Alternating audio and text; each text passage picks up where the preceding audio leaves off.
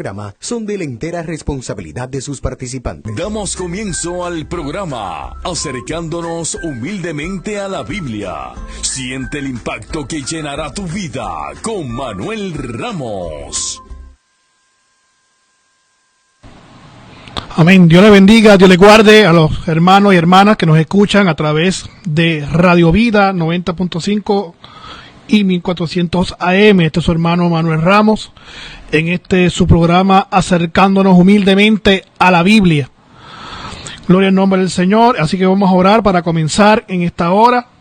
Padre, te damos gracias, Señor, en el nombre de Jesús, por la oportunidad que tú nos das de estar nuevamente en estas ondas radiales. Yo te pido una bendición especial para aquellos que nos escuchan, los hermanos, hermanas, vida, Señor, que están escuchando a través de Facebook, a través de la emisora.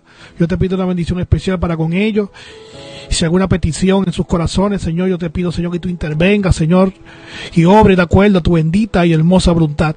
En tus manos, Señor, estamos. Gracias, Señor, por esta enseñanza que vamos a traer en esta hora, para que sean de edificación, Señor, en nuestras vidas. Gracias, Señor, en el nombre de Jesús. Amén. Gloria al nombre del Señor. Y prácticamente, ¿verdad? Estamos en este día, ¿verdad? Miércoles 22 de mayo, y queremos simplemente, ¿verdad?, recordar, ¿verdad?, que estos programas de mes de mayo lo está auspiciando la Indulac, la industria lechera de Puerto Rico, que es la Indulac, ¿verdad?, una compañía de alimentos de Puerto Rico, ya con varias décadas en Puerto Rico, y prácticamente, ¿verdad?, están supliendo con este producto, ¿verdad?, a todo Puerto Rico y fuera de Puerto Rico. Y queremos resaltar, ¿verdad?, que lo que están auspiciando en este mes de mayo es nuestra compañía, ¿verdad?, la Indulac. Y prácticamente, ¿verdad?, queremos saludar a otros hermanos y hermanas que están con nosotros en esta hora, y queremos decir, ¿verdad?, que nos pueden escuchar también por Facebook Live.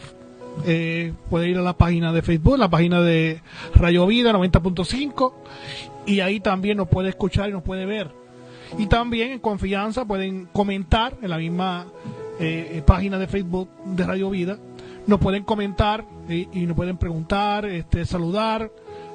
Prácticamente, ¿verdad?, estaremos posteriormente leyendo, ¿verdad?, y saludando a los hermanos.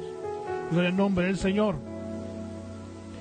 Y en este día, hoy, miércoles, queremos hablar un tema que discutimos hace miércoles atrás, que son estas reglas exegéticas que nos ayudan a acercarnos a la Biblia.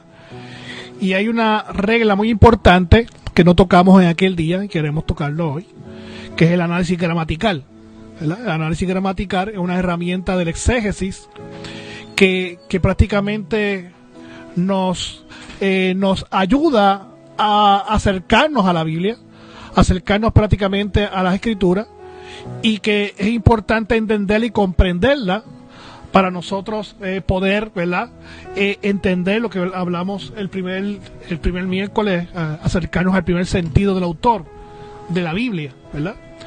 Y para resumir, ¿verdad?, estábamos tocando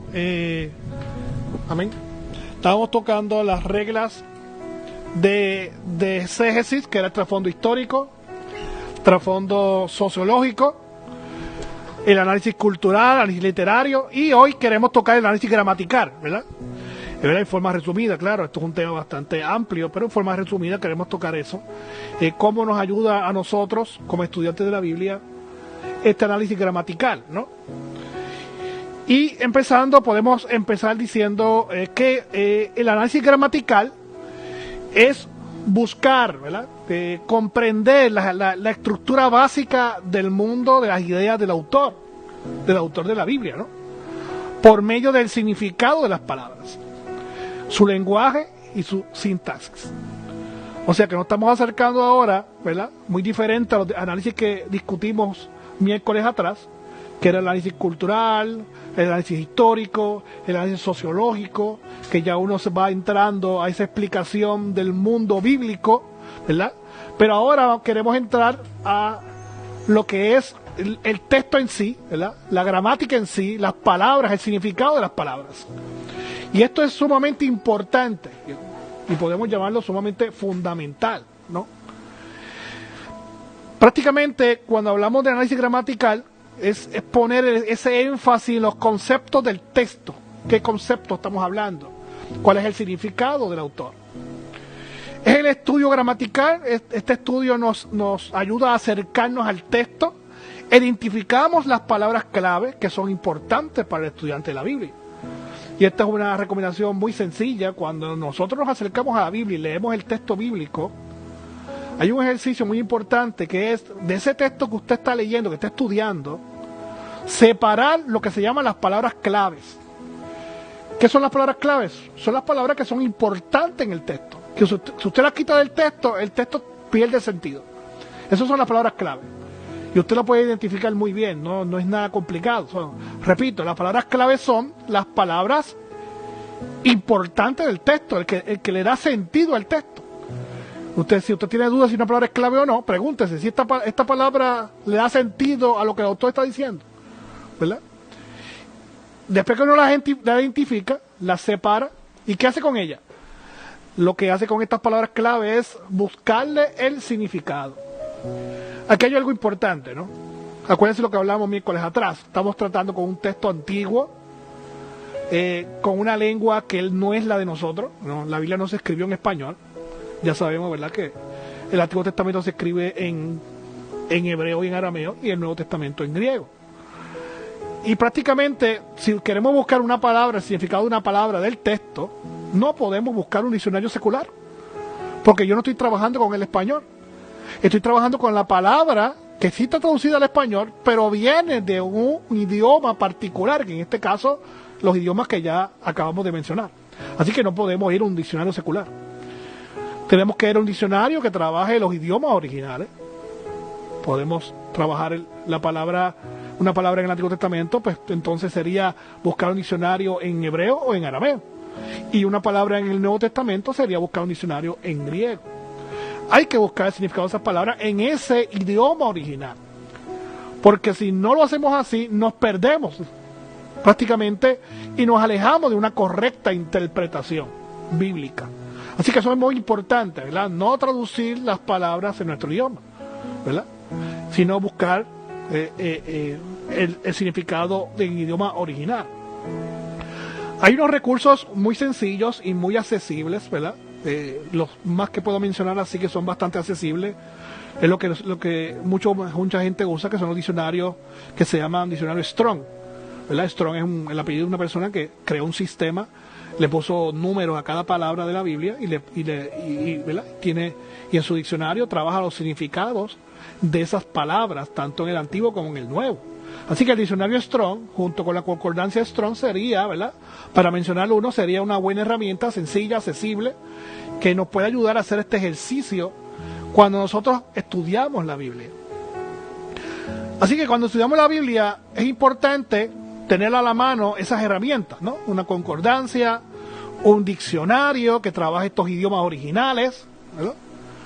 También sería bueno un buen diccionario teológico. Hay palabras teológicas que es bueno buscarle a un diccionario teológico.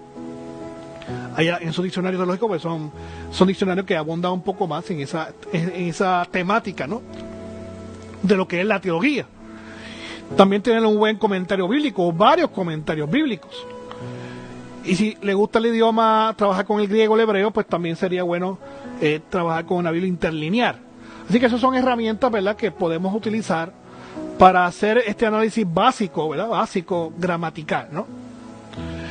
Hay otra cosa que es la que quiero mencionar, creo que la mencionamos miércoles atrás, una herramienta que tenemos hoy en día, que siglos antes los cristianos no tenían.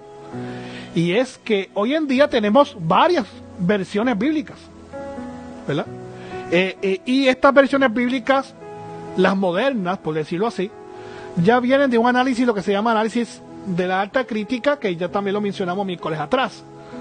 Son este estudio que se hizo, ¿verdad?, prácticamente en el siglo XX, con descubrimientos que la mayoría de ellos también fueron en el siglo XX. Miles y miles de manuscritos, y esa investigación de los manuscritos comparándolos con las copias de las copias. Pues entonces ha surgido una buena investigación, y de ahí y de ahí salen estas versiones modernas, estas versiones bíblicas modernas, ¿verdad? Así que cuando nosotros queremos estudiar un texto bíblico, lo más recomendable es ese texto que usted escogió, que quiere estudiar, porque va a ser una escuela bíblica, va a ser una predicación, un estudio bíblico.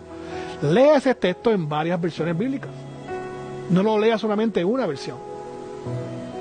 ¿Por qué estamos diciendo esto?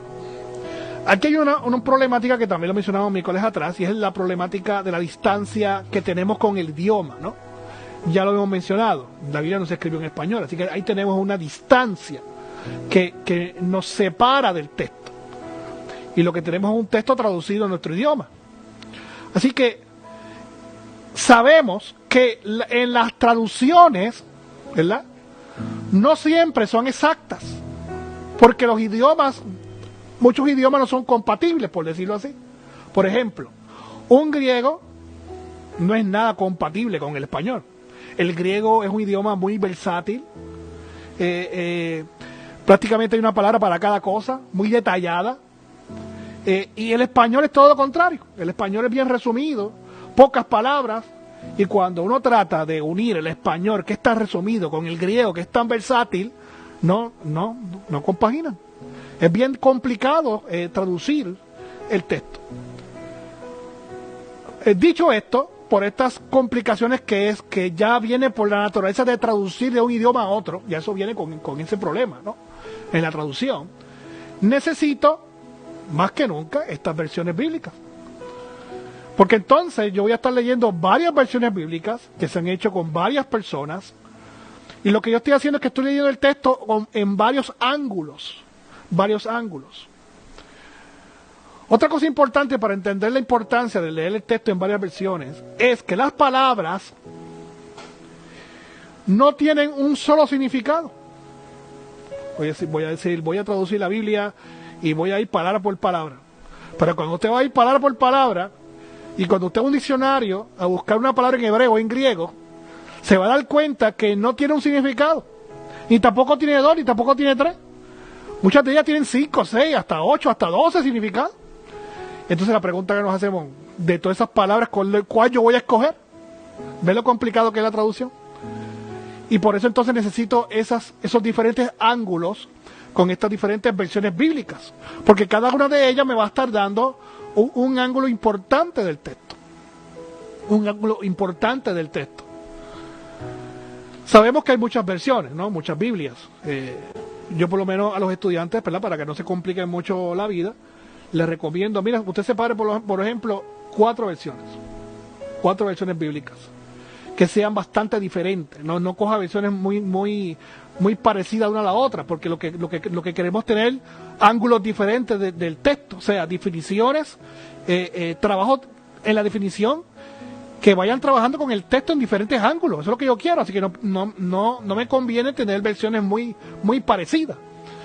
Me conviene tener versiones bastante distintas para tener un mejor ángulo, una mejor mirada al texto, en este caso, ¿verdad?, en el análisis gramatical. De esas 4 versiones, ¿verdad?, que estoy recomendando, que por lo menos para que no tengan muchas versiones a la vez, les puedo mencionar 4 versiones bíblicas que son prácticamente diferentes una a la otra. La Biblia Dios habla hoy es excelente, muy buena, y yo se las recomiendo para que la tengan en su lista. De esas 4, ¿verdad?, por lo menos 4 versiones, ténganla a la mano, ¿verdad? Ya esto prácticamente, con la tecnología, con los teléfonos inteligentes, usted puede bajar, ¿verdad?, estas Biblias, estas versiones prácticamente gratis. Así que Dios habla hoy sería una buena Biblia. Otra Biblia también muy excelente es la Nueva Versión Internacional, que te trabaja con la complicación de las copias, del trabajo de los manuscritos, y prácticamente también la necesito para esta investigación, para este acercamiento al autor bíblico. Número 3, también puedo mencionar la versión traducción en lenguaje actual. Esta es una de mis favoritas, excelente Biblia. ¿Y cuál es la importancia de esta versión traducción lenguaje actual? Es que la traducción lenguaje actual te trabaja, su punto fuerte es la cultura Y ya hablamos miércoles atrás que uno de los obstáculos que tenemos para acercarnos a la Biblia es la cultura. Y esta Biblia te trabaja con la cultura de una forma tan excelente que te ayuda a entender el texto. Porque si lo traducen a veces hasta literal, como no es mi cultura, no voy a entender o no voy a tener una mayor comprensión del texto. Pero ellos traducen de una manera para que usted y yo, que estemos alejados de esa cultura del siglo I, podamos entender el pasaje bíblico. Y una cuarta Biblia que podemos mencionar es la Reina Valera. Lo fuerte de la Reina Valera es que traduce literal, ¿no? Y prácticamente también la podemos incluir en ese grupo de Biblias que podemos tener para estudiar el texto. Dios habla hoy, traducción lenguaje actual, nueva versión internacional y Reina Valera. Ahora, es importante algo que queremos mencionar aquí en este punto, ¿verdad? Porque mencioné Reina Valera y hay que aclarar algo. Entre más moderna sea la versión, más entendimiento voy a tener del texto. Ahora mismo está saliendo la última versión de la Reina Valera del 2020, del 2020, ¿verdad? Y ya la estoy, ¿verdad?, leyendo poco a poco y ya veo que han mejorado mucho en la traducción, en muchos textos. Han mejorado mucho, así que si usted utiliza Reina Valera, trate de utilizar la última versión. ¿Por qué la última versión? ¿Verdad? Queremos también explicar un poquito de este asunto, ¿no? Que porque estoy recomendando que lea la última versión. Para contestar esto tenemos que hacer otra pregunta, ¿verdad? ¿Por qué revisar una Biblia? Ya sabemos que podemos, ese ejercicio de revisar puede ser por lo que estamos hablando hoy del análisis gramatical, una mejor traducción de las palabras, pero otro punto importante, el por qué se debe revisar las Biblias, es por la cuestión del idioma. El idioma no es estático, el idioma es cambiante. Todos los idiomas son cambiantes. El español que nosotros hablamos hoy en día no es el mismo español de hace 4 décadas atrás, 4 o 5 décadas atrás, o de 2 siglos atrás, o 3 siglos atrás. El español va cambiando, como todos los idiomas. Hay palabras que caen en desuso, hay palabras nuevas que se adhieren al idioma. Así que para yo tener una mejor comprensión del texto necesito tener eso bastante actualizado. Y si me quedo con una versión antigua que ya tiene palabras obsoletas, me va a impedir a mí acercarme un poquito más, ¿verdad?, al texto. Así que me conviene tener una Biblia que esté actualizada en la revisión del idioma. Así que eso es bien importante, ¿no? Y no se olviden de eso, el idioma es cambiante, no es estático. Quizás nosotros no nos damos cuenta porque nosotros, ¿verdad?, vivimos 70, 80, 90, 100 años y no nos damos cuenta prácticamente del cambio drástico que tiene el idioma. Pero leas un documento, ¿verdad? Yo por lo menos tengo una carta de un alcalde de Puerto Rico desde 1800 y está en español. Y usted la lee y prácticamente casi no la entiende, porque hay palabras ahí que nosotros ya no usamos. Así que imagínense leer una Biblia del español del siglo XIX, prácticamente se le va a hacer difícil a tener una comprensión del texto. Así que por eso es prácticamente importante leer las Biblias en la versión más actualizada posible, por lo que acabo de explicar, ¿verdad? Volviendo al punto de ahorita, lo importante del análisis gramatical es ese, ¿no? Que las palabras tienen diferentes significados y el que traduce un texto de un idioma a otro tiene que escoger de todas esas palabras que están en el diccionario, escoger cuál pongo, ¿verdad? Y aquí vamos a dar, ¿verdad?, ejemplos, ¿no?, para entender esto mucho mejor. Hay un ejemplo que yo siempre doy, y es del texto de Job, el libro de Job, capítulo 2, verso 9, que dice: entonces le dijo su mujer, ¿aún retienes tu integridad? Maldice a tu Dios y muérete, ¿verdad? Cuando uno va a esa palabra maldice, que está en Reina Valera, en Job 2.9, maldice, uno va al diccionario en el idioma en hebreo, ¿verdad? Y de hecho, en hebreo, en el Antiguo Testamento, hay varias palabras para la palabra maldice. Varias palabras. Está Kalal, Nekab, Arar, Morá, Alá, Kabab. Hay varias palabras. Pero la palabra que está aquí en Job 2:9, que no la veo en otra parte del Antiguo Testamento, que es Barak. Cuando uno va a la palabra Barak, que sí, en su lista de significados sí está la palabra maldecir, pero también está la palabra bendecir. Barak significa en hebreo arrodillarse, bendecir a Dios, ¿verdad? Como si fuera un acto de adoración, y también bendecir al ser humano, al hombre.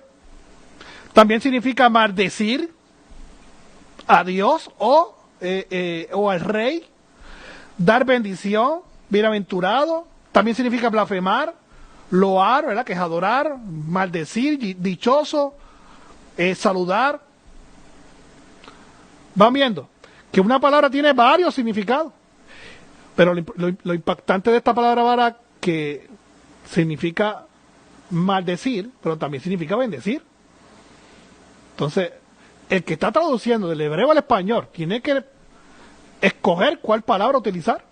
Por eso es que no podemos simplemente leer la Biblia superficialmente. Tenemos que ir a hacer el análisis gramatical y tenemos que ir a las palabras claves, como dijimos al principio del programa, y buscar su significado, ¿verdad? Buscar su significado. Así que posiblemente la mujer de Job podría haber dicho a Job: bendice a tu Dios y muérete, o maldice a tu Dios y muérete, ¿verdad?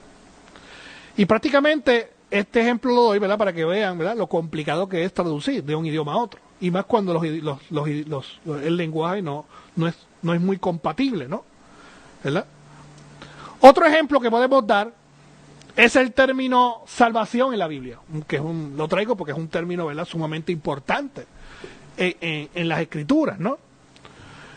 Cuando nosotros buscamos tanto en hebreo como en griego, o sea, en el Antiguo Testamento como en el Nuevo Testamento, el término salvación, que no solamente habla en sus significados, no solamente habla de salvación del pecado o salvación del infierno, sino que también la salvación también implica aspectos terrenales, como injusticias sociales, hambre, distribución de las riquezas, en fin, todo lo que tiene que ver con la parte material del ser humano.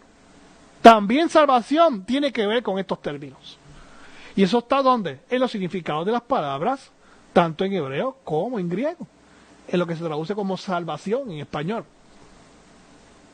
Si buscamos algunas palabras en la Biblia, en Éxodo 14, verso 13, dice: y Moisés dijo al pueblo: no temáis, estar firmes y ver la salvación que Jehová hará hoy con vosotros. Entonces, cuando uno analiza este texto, Moisés está hablando de la liberación de Israel, de la opresión del faraón. Y aquí el texto está diciendo que Israel iba a ver la salvación de Jehová. ¿Y qué realmente fue lo que sucedió allí? Lo que sucedió en Éxodo fue simplemente una liberación de un pueblo por la opresión del imperio, en este caso Egipto. O sea, lo que hubo allí fue una liberación de esclavos. Y a esa liberación de esclavos se le llama salvación. Porque la salvación no es simplemente el aspecto espiritual, sino también el aspecto sociológico, el aspecto material. Otra palabrita que podemos trabajar, que también se traduce como salvación, segunda de Samuel 22, verso 3, que dice: Dios mío, fortaleza mía, en él confiaré, mi escudo y el fuerte de mi salvación, mi alto refugio, salvador mío, de violencia me libraste. Cuando uno busca la definición de esta palabra, que es Yeshá en hebreo, significa libertad, significa liberación, significa prosperidad, significa salvación, significa salvador, seguridad, socorrer, todo esto significa este término salvación. Otra palabrita es Yeshua, que está en Jeremías 3:23, que dice: ciertamente vanidad son, ciertamente en Jehová nuestro Dios está la salvación de Israel.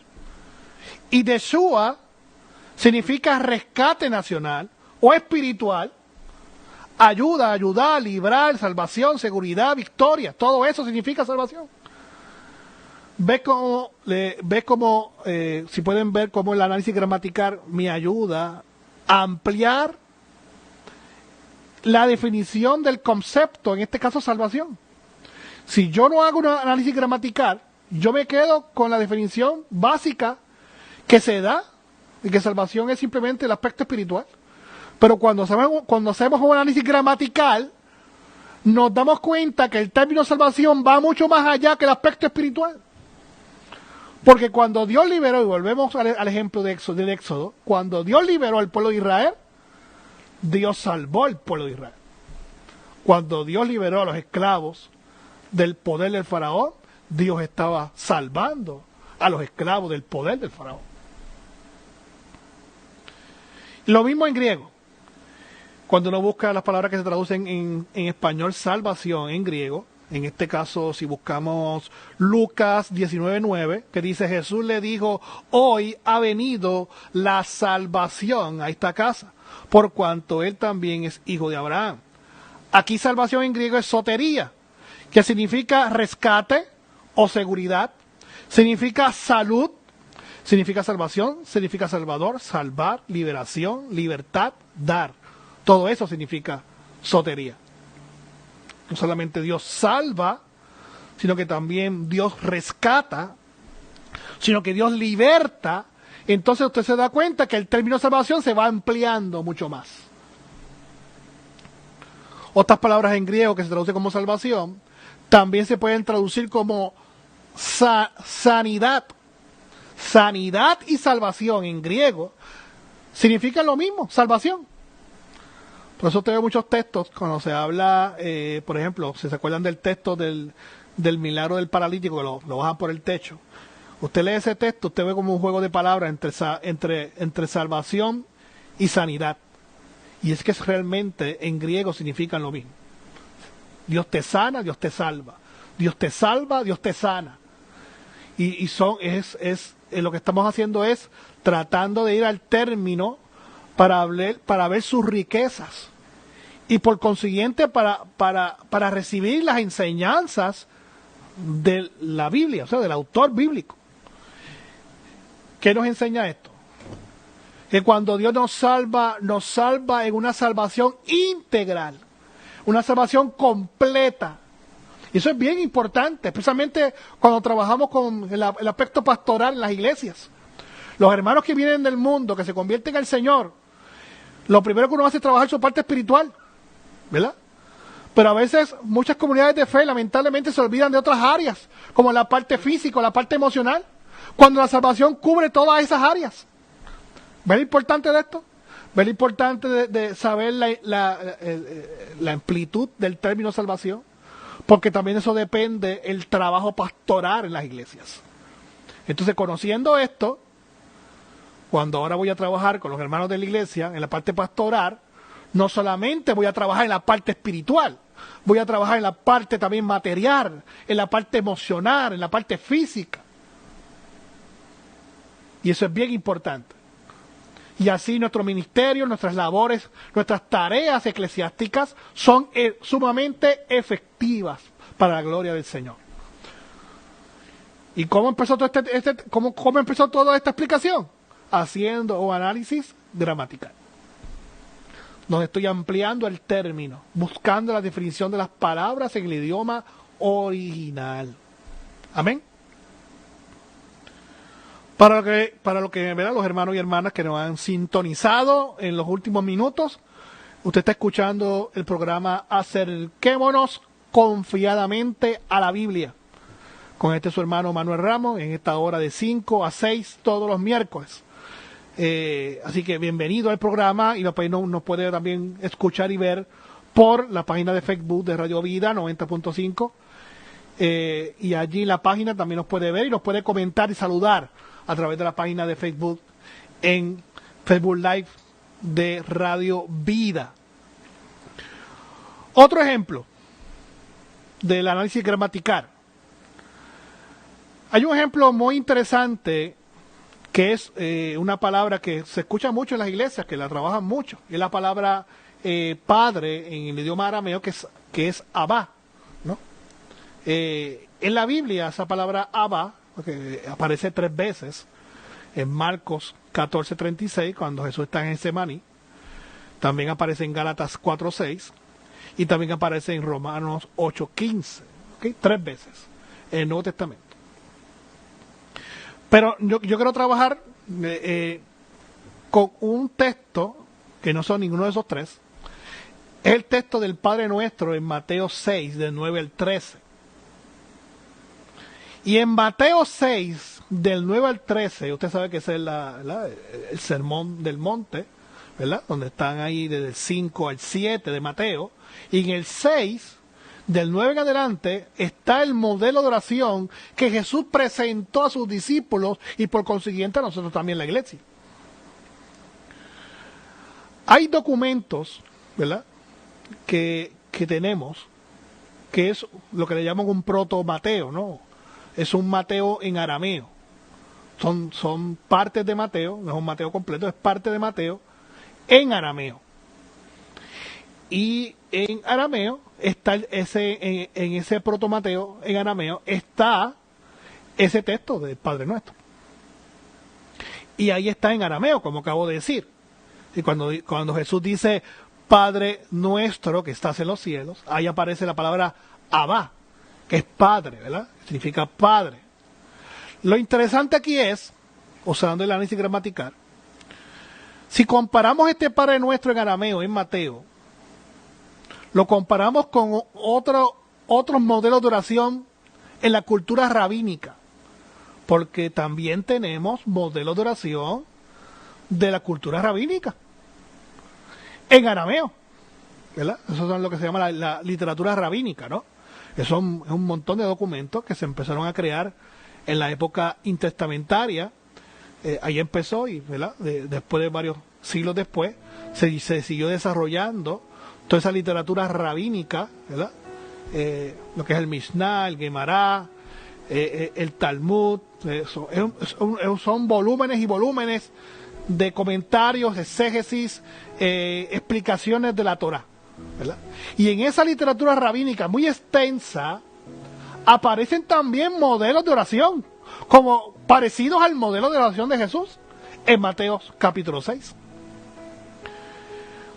¿Verdad? No vamos a entrar en un estudio más detallado, pero lo que quiero resaltar es que en esos modelos de oración de los rabinos empieza de la misma manera, citando, orando al Padre, ¿verdad? Padre Nuestro, igual que Jesús dijo Padre Nuestro.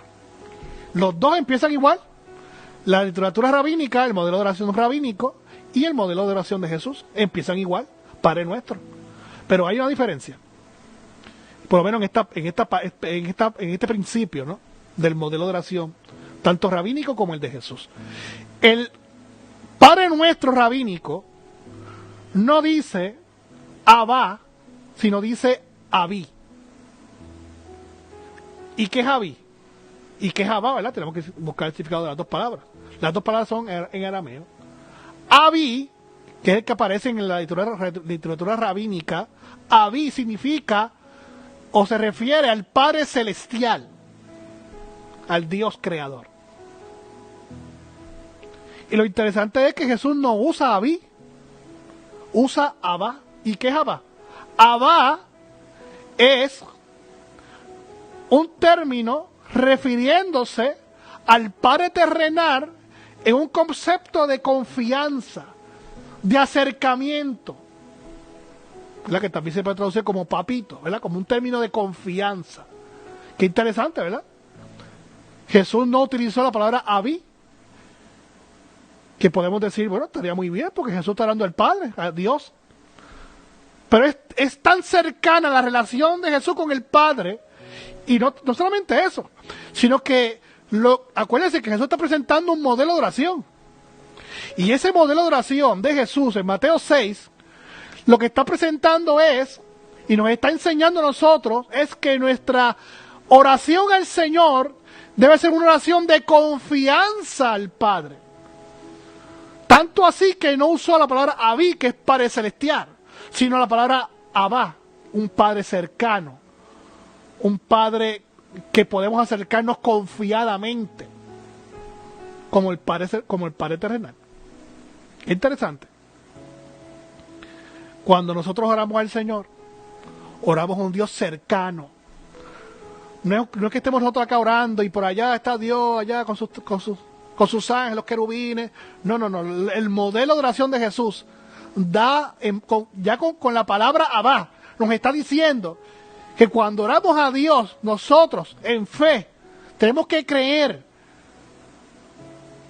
que estamos cercanos al Padre, tan cercanos como que tenemos confianza con Él. Cuando oramos al Señor no podemos orar pensando, ¿verdad? Ay, si Dios me escucha, o si Dios me atiende, está bien ocupado. No, es que yo tengo confianza con Él, es que yo tengo acceso a su presencia, un acceso tan íntimo que le puedo decir, Abba, papito, cercano, un Padre cercano de confianza.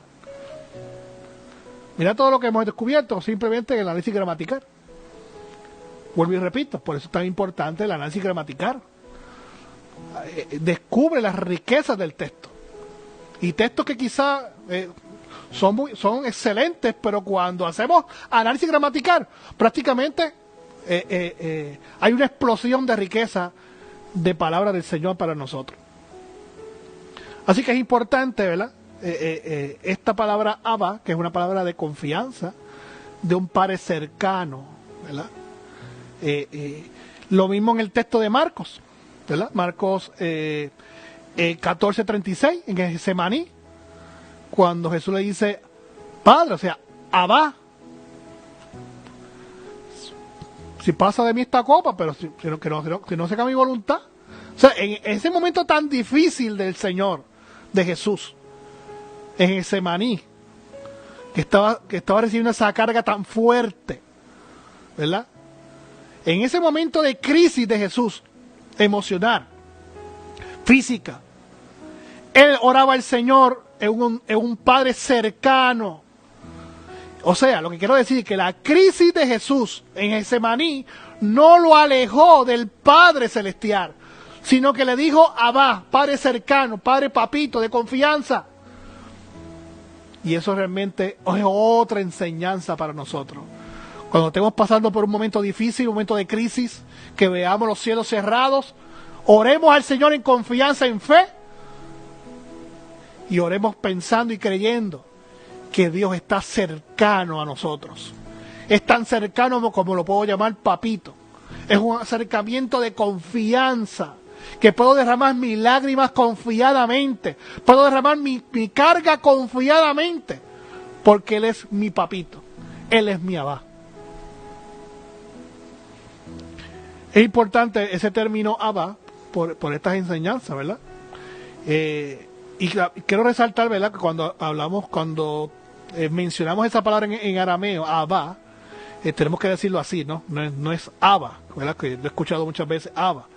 No, el arameo, el acento siempre lo tiene en la última sílaba, Abba, ¿verdad? Es importante eso. Otro ejemplo, y ya último ejemplo, ¿verdad? Porque ya estamos en la última parte del programa, pero queremos dar otro último ejemplo de los resultados de lo que es el análisis gramatical. Y vámonos a Juan 21. Juan 21, ya ahí Jesús había resucitado. Y tiene una conversación con nuestro amigo Pedro. Para que entendamos el texto, ¿verdad? Estamos hablando de Juan 21, 15 al 17.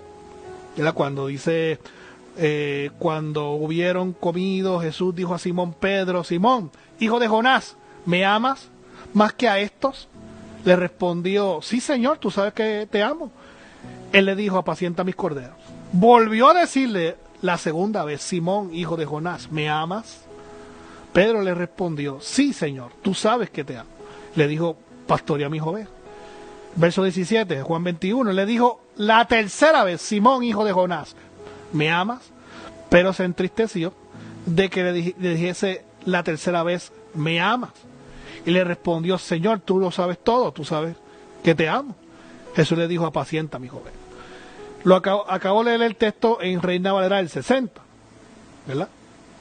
Cuando uno hace un análisis gramatical de este pasaje, especialmente las palabras claves, que fue lo que expliqué al principio, separar las palabras claves y buscar su significado, una de las palabras clave aquí más importantes de estos pasajes, de este pasaje que acabo de leer, es la palabra amar, amor.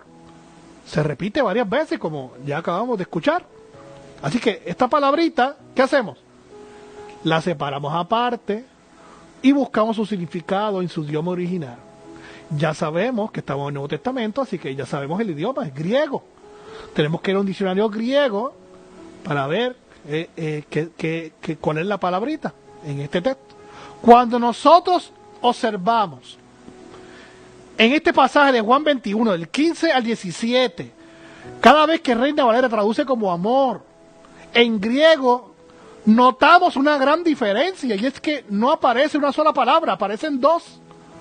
Pero en español, en Reina Valera 60, aparece una.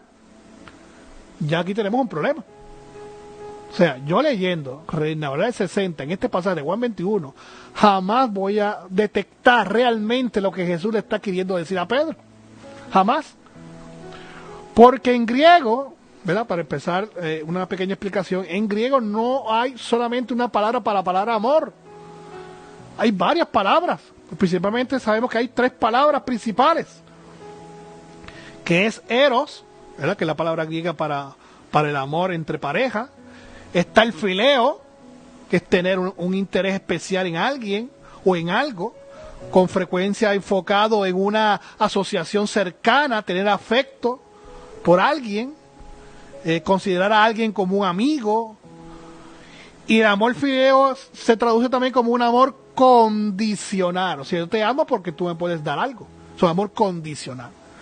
Pero hay otra palabrita que es la que más abunda en el Nuevo Testamento, y es la palabra ágape. Y la palabra ágape es una palabra que tiene varios significados. La palabra ágape significa que es un amor que toma la iniciativa en buscar el bien de las personas amadas. O sea, busca la iniciativa, no es tímida, busca la iniciativa para amar. El amor ágape no se basa en los sentimientos. Ay, sí, yo siento querer. No, el amor ágape no se basa en los sentimientos. El amor ágape se plasma en las acciones. El amor ágape es costoso. El amor ágape es un acto de la voluntad. Yo decido amar. Por eso es que no se basa por los sentimientos, porque es una decisión. El amor ágape es sobrenatural.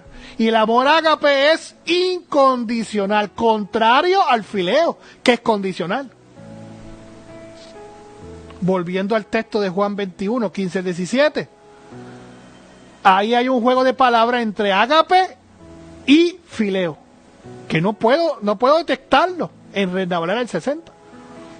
¿Verdad? Claro, ya Reina Valera del 60, como les dije al principio del programa, ya fue corrigiendo, ¿verdad? En las diferentes versiones. Ya en las últimas ya 3 versiones modernas de Reina Valera, ya esto lo corrige, ¿verdad? Pero aquí hay una complicación, que fue lo que les dije ahorita. Acuérdense que lo que lo mencionamos al principio del programa. Cuando trato de traducir del griego al español, tengo problemas, porque el griego es bien versátil y el español bien resumido. Y este es un ejemplo de eso. Para amor hay muchas palabras, 3, 4, 5 palabras. Y en español lo que tenemos es amar, o te quiero, no hay más nada. Y cuando yo quiero encajar el español con el griego, prácticamente ahí tengo dificultades.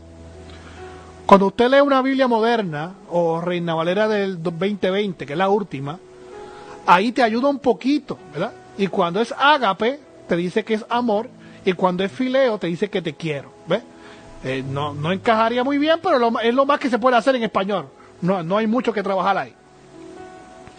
Pero para entender el pasaje un poquito más, cuando hablamos en las 3 preguntas de Jesús y en las 3 respuestas de Pedro, en la primera pregunta de Jesús le dice, pero me amas.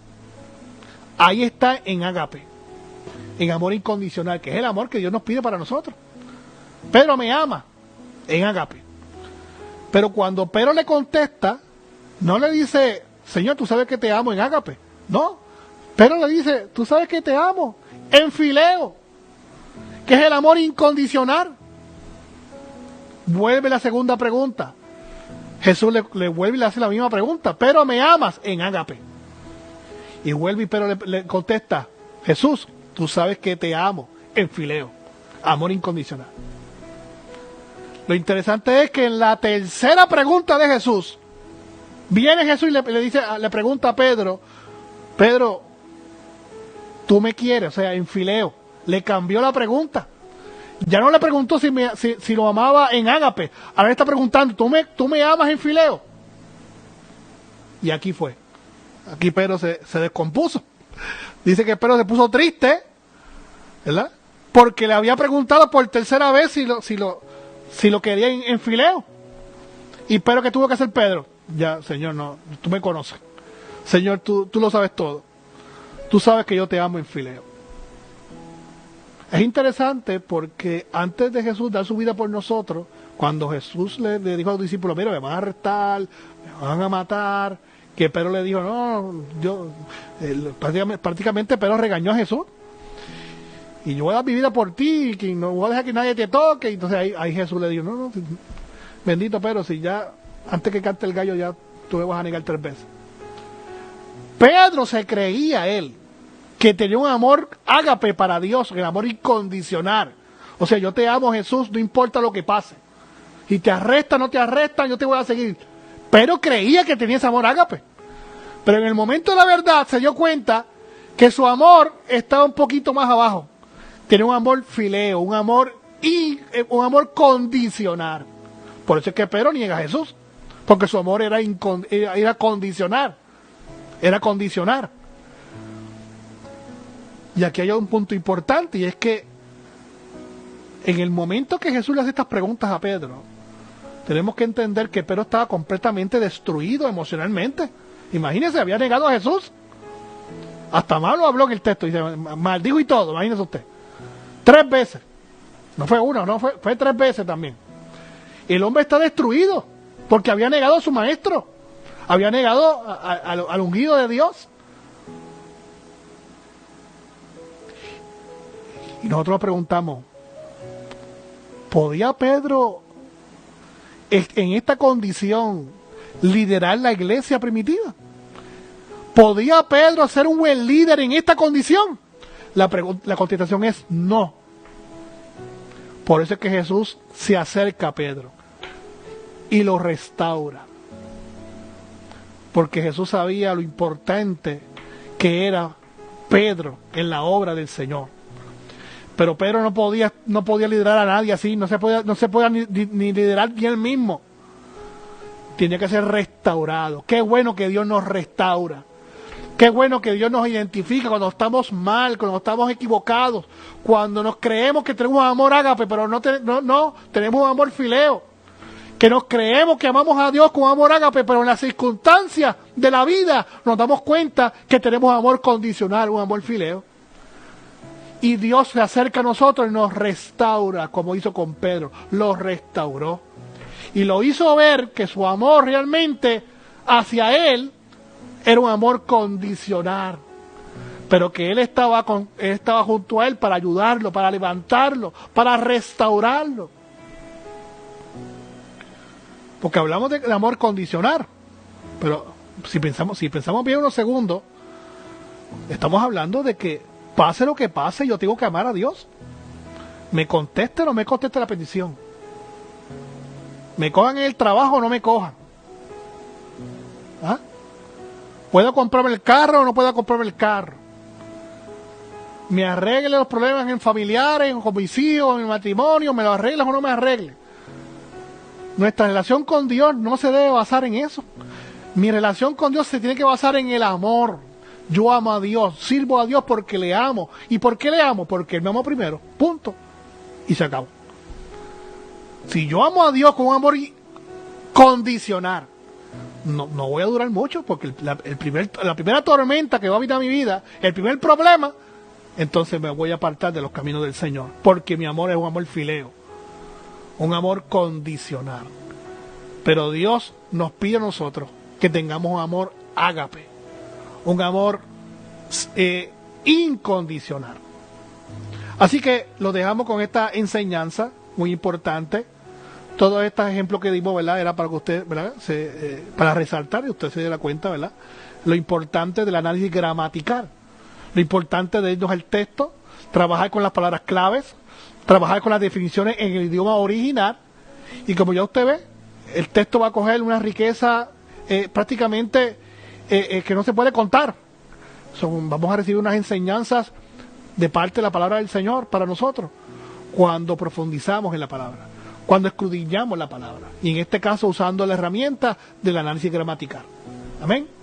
Así que queremos, ¿verdad?, saludar y darle gracias a los hermanos que nos han escuchado en esta hora, prácticamente, ¿verdad?, los que nos escucharon tanto por Radio Vida como también por Facebook, ¿verdad?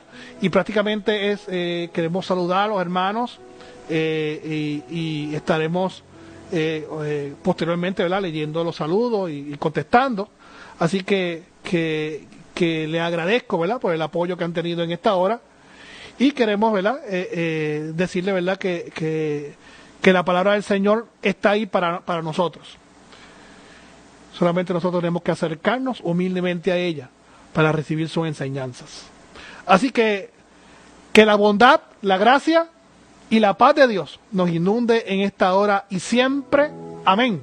Dios le bendiga. Dios le guarde.